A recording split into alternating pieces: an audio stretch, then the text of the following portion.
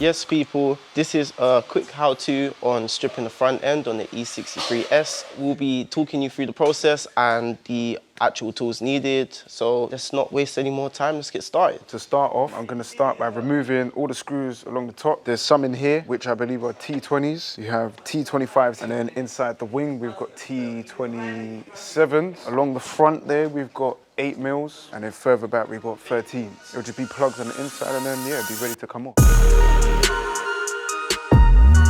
Usually if we're in a tight space like where we was just now, we'll use something sticky on the end. This is our little friend so we don't drop the bolt. If you've got access to anything like that, try to do that. If you're doing anything like this, any front bumpers, anything as such that has loads of screws or bolts, make sure you bag them up so it makes it easier when you're putting it back together. There's no confusion and nothing's going missing. Cool, so what I'm doing here, I'm laying masking tape down on the wings, top and bottom, basically on the edges or the corners where the bumper is going to come off. I'm going to put it against the headlight as well, just to protect it from any scratches, any damaging.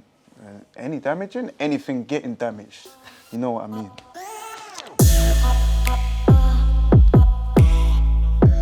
Cool, so what I'm doing at the moment, I'm taking out these clips inside the wheel arch liner. There's 3 of them holding it in on each side. Basically the middle, that's the middle there. The middle comes out and then the clip comes out. Cool, so the tool that we're using is this snap-on trim removal tool. What we've done is put tape on it, cloth tape, just to protect the body and the panels and stuff when we're prying, just in case it dents it or chips the paint or anything. Obviously we don't want to do that, hence why we put the tape on there. And as Deon says, it's better to be safe than sorry.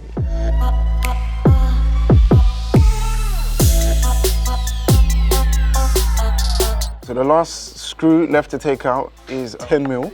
So I'm going to use this 10 mil ratchet spanner, which is probably the easiest option as it's a tight space to get inside there. You won't see it straight from looking underneath the car. You have to remove the under trays and stuff, which I've done already. With these screws, you won't really find them on any other car. As far as I know, it's on most of the Mercedes that I've worked on though. E-classes, C-classes, S-classes. Always on the front bumper, you'll have the 2 in the corners.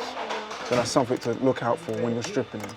I've just finished taking out all the screws and bolts from underneath, so the next step is to remove this rubber here. Once that is off, it reveals all these tabs underneath. There's 3. I'll be lifting the tabs with this tool here, and it will release the bumper and should be able to just slide off. Yeah, I'm all in.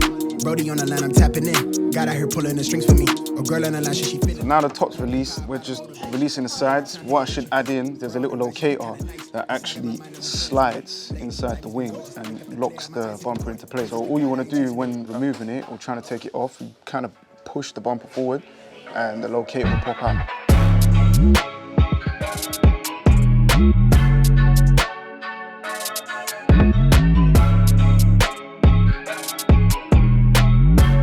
That's a quick video on how to strip the front bumper on this particular Mercedes. That's it, hope you enjoyed. That's a wrap.